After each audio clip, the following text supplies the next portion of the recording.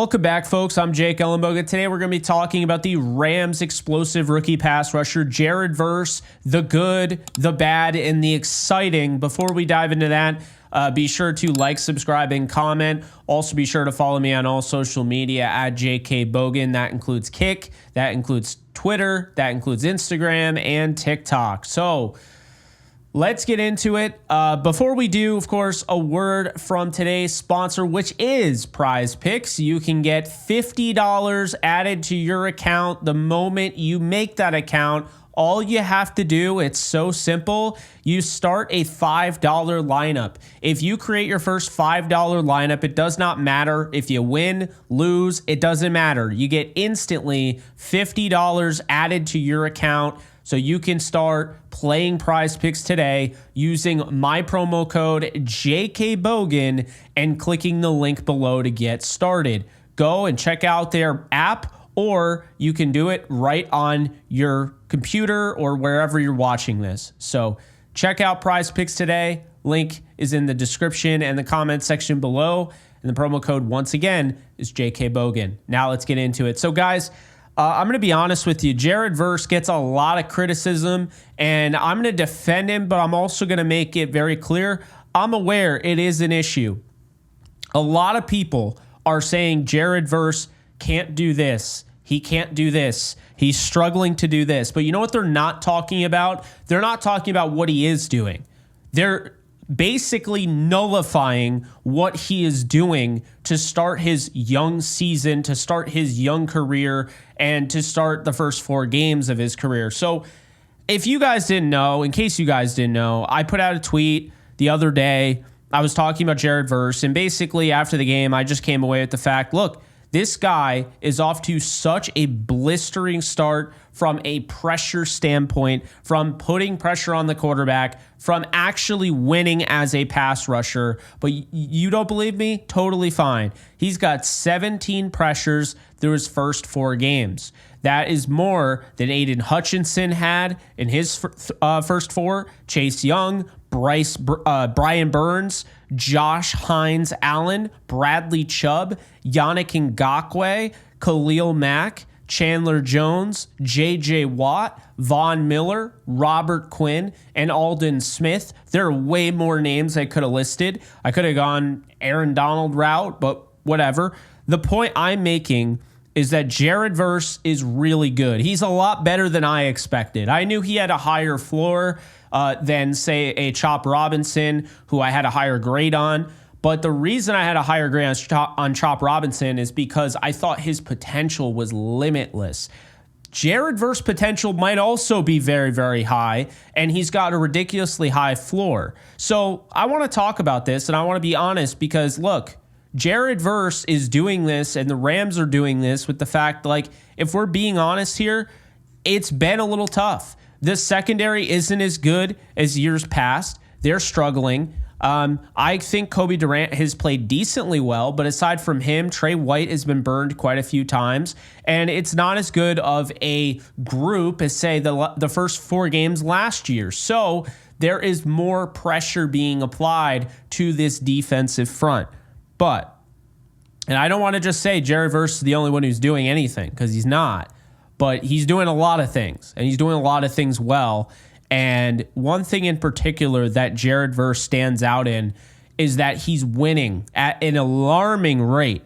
So if you don't believe me, let's get into it. I'm on PFF right now looking at this thing, and you go to week 1 against the Lions, okay? We'll start it off. Jared Verse, no preseason to speak of. None. And he comes out and he wins 21.7% of his opportunities. He had 6 pressures on 25 pass rushing snaps against Taylor Decker, who's arguably a top 10 left tackle. That's really good. No preseason reps. Yes, I know he got those joint practice opportunities and what have you, but people are making a big deal because I remember that video circulated around. Jared Verse was doing all sorts of stuff, but then everyone made a big deal when he got absolutely demolished by Tyler Guyton in a joint practice. Okay, so Jared Verse first game against the Lions, great test, ends up winning 21.7% of his opportunities and comes away with 6 pressures and a sack.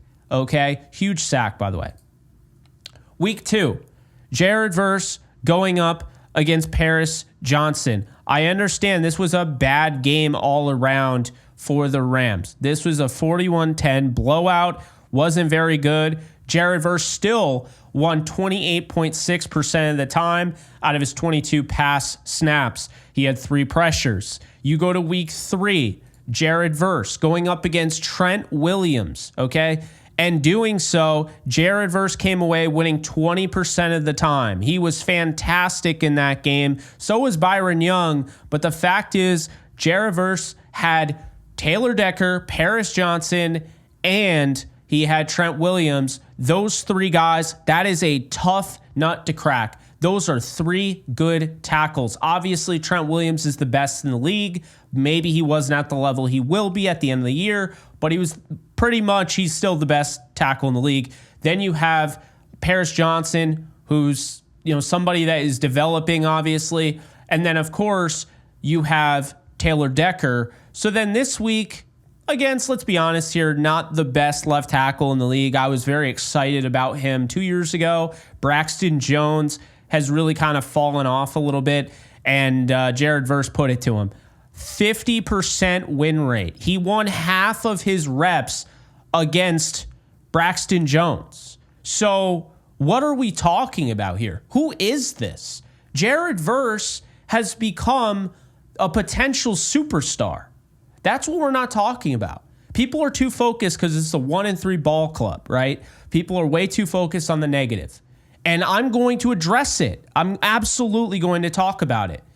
But you can't tell me that pressures don't matter.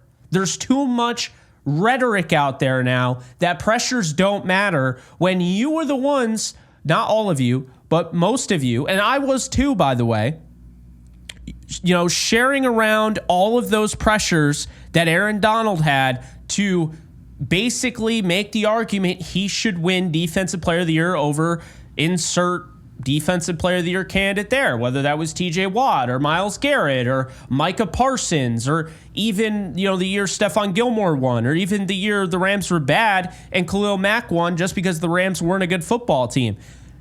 You used pressures, right? That was an argument. That was part of your analysis about why on your message boards, on your Facebook posts, tweets, whatever, you felt Aaron Donald should be Defensive Player of the Year.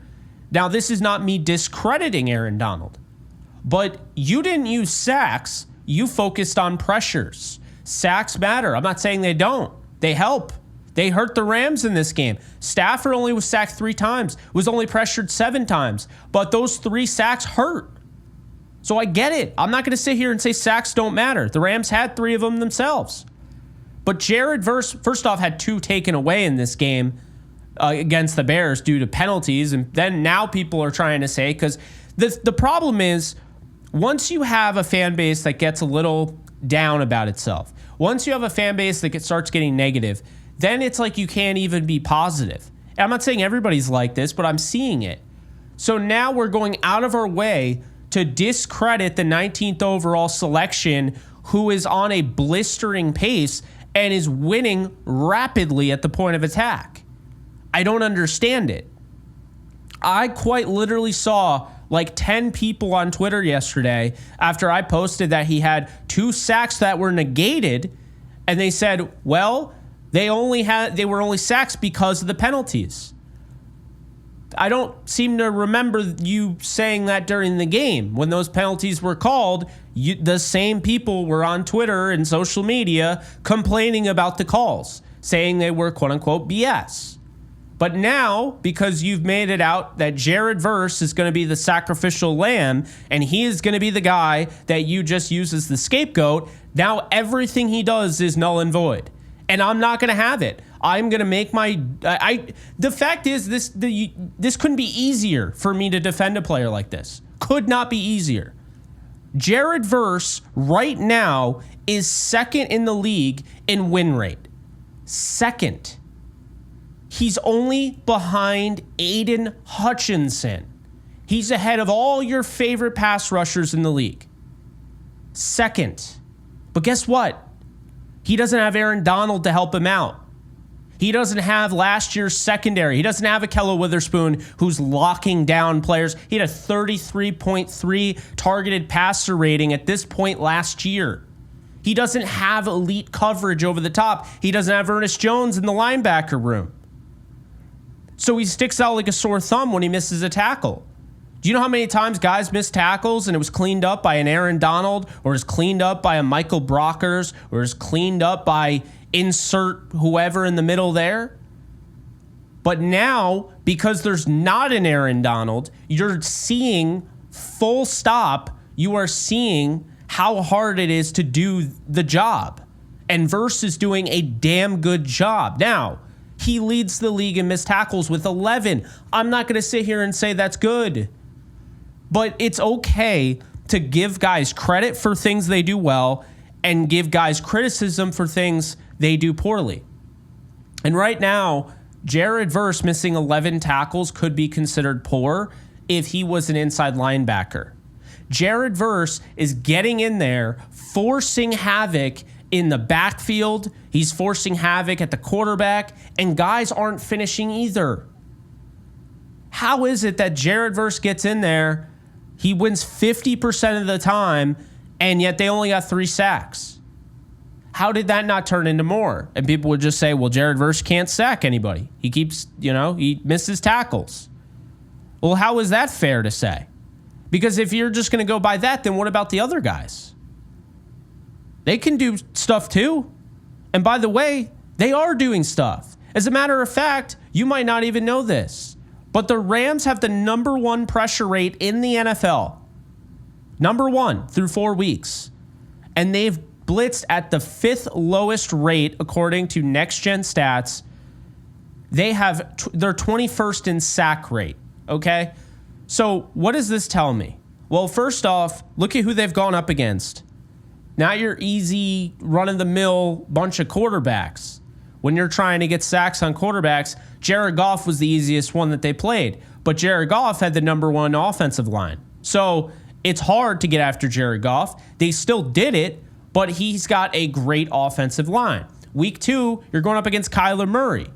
Kyler Murray is an absolute stud of an athlete in the pocket. He's a problem. And then week 3, you're going up against Brock Purdy, who plays the Houdini role well. And now you got Caleb Williams. Next week, you got Jordan Love. After that, after the bye, you got Gardner Minshew, who can move around a little bit. Then you got Geno Smith and Sam Darnold. Hate to break it to you, but that is the way the NFL works. A lot of teams are going the mobile quarterback route. So the Rams have to step up. But Jared Verse, through the first 4 games, I get you want to be negative. You're already upset. They lost. I get it. But take this with you. Jared Verse is going to get better. And he's already really freaking good. This is one of the easiest. I've had to defend players in the past. Defended Darian Kendrick. Not as easy, but I did have a point, and his numbers supported it early in the season, and then he started falling off. I defended Ahkello Witherspoon, which is he's very easy to defend, because until he got hurt and was playing with an injured groin, he was a top 5, top 10 corner in the league. Statistically, analytically. He finished top 15 in most those categories, right? So I've had some easy arguments. I've had some arguments that have been a little challenging. Guys, this is as easy as it gets. Are you kidding me? Yes, he's missing tackles. He's going to get better. These are his first 4 games. Didn't play any preseason. He doesn't have an Aaron Donald to bail him out. Okay? So, how about let's do this? Let's say, yes, he has to be better. He has to finish. That has to happen. But let's also be willing to acknowledge how freaking blistering hot of a start he is onto. Because this is a fun start to the season for Jared Verse. They picked him 19th overall. The last time they picked anybody in the first round was Jared Goff in 2016 at quarterback. They had to trade up to get him in the first overall. Jared Verse is a guy that fell into their lap, and he looks like by far the best defensive rookie and maybe the best rookie, period. He's second in the league in win rate. That matters. You can't just discount that. That's not just a thing.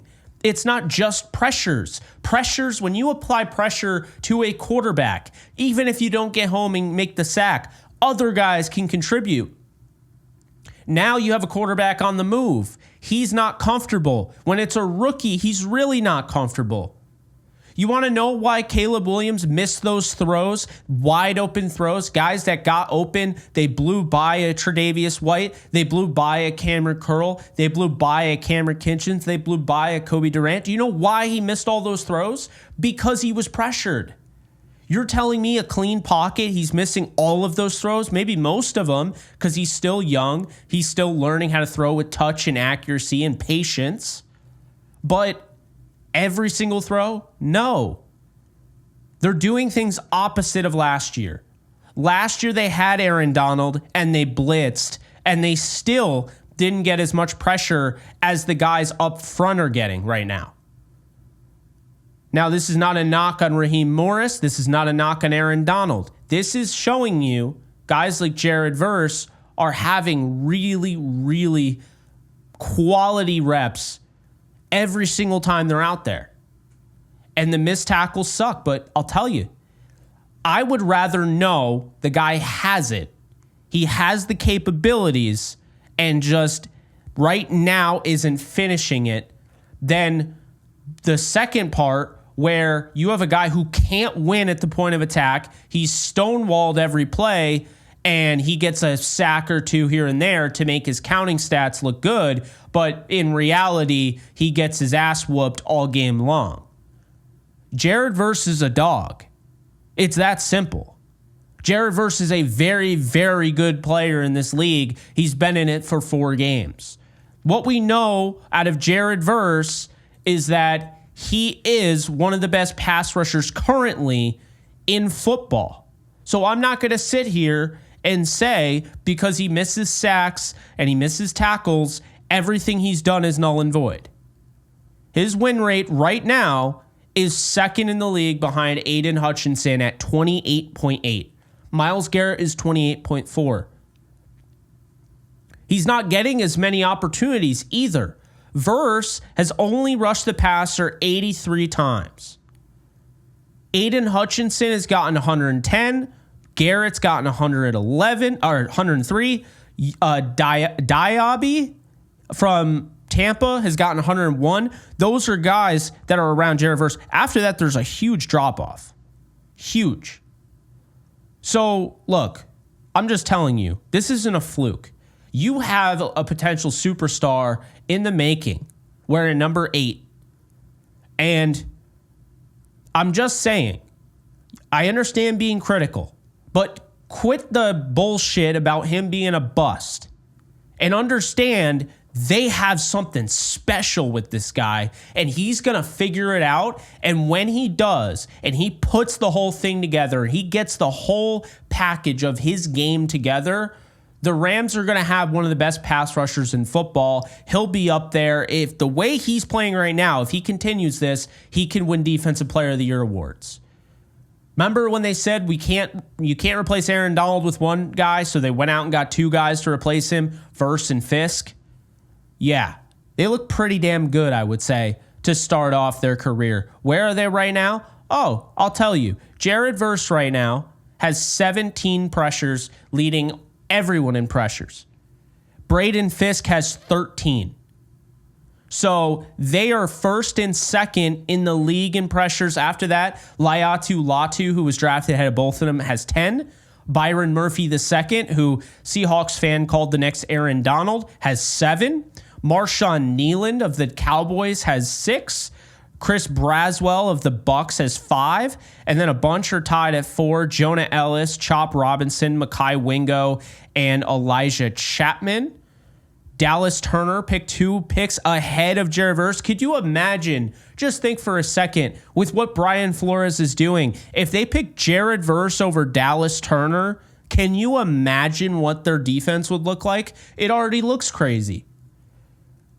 Just celebrate the fact that the Rams have Jared Verse for the next 5 years. Because yes, I said 5 years. They have a 5th-year option. They will be using that. Because this guy, it doesn't take a genius to watch the film and see he's going to be a problem for a long time. So I ask of you, understand this is not the end-all be-all. Just because he's missing tackles, he's missed sacks in the first 4 games, doesn't mean this is who he'll be forever.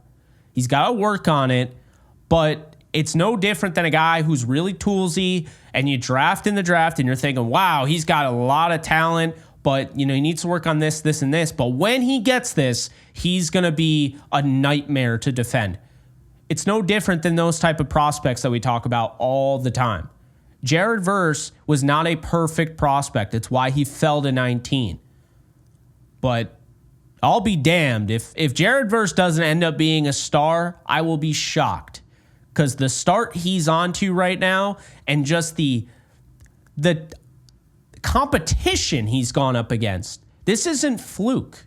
This is not fluke at all. So, Jared Verse, feel good about him. Watch the tape. Enjoy it. He's going to get better. I'd rather have a guy that's capable of doing that than a guy that's not. So we'll see. But the Rams are going to turn this thing around. And if they do, I do believe they're going to. I think they win this weekend against the Packers, get back on the high side. Then you win coming out of the bye. Now you're 3-3 and you've kind of flipped the season around a little bit. I do think they're going to do it. But if they're going to do it, Jared Verse is going to be at the forefront of this. And his pressure is saving corners from getting roasted. Say what you will. They did not allow Cole Kmet. They did not allow Rome Odunze. They did not allow Keenan Allen or DJ Moore to go over 40 yards receiving.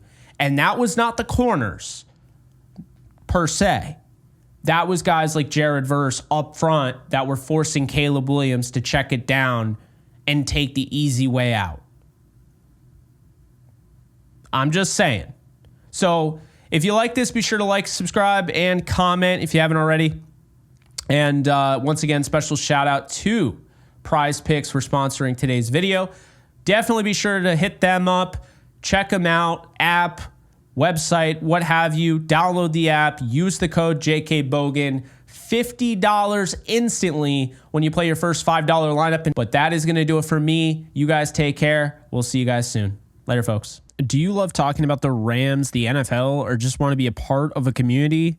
Join my free Discord server today. We're over 800 members. We got 24/7 live chat, a level 3 boosted server, the ability to call into JE Live, playing online games with us on Kick streams, toggleable alerts for when I go live on YouTube or Kick so you don't miss a live stream, and exclusive giveaways. Click the link in the description, the comments section, or the link that comes up in the video to learn more and join today.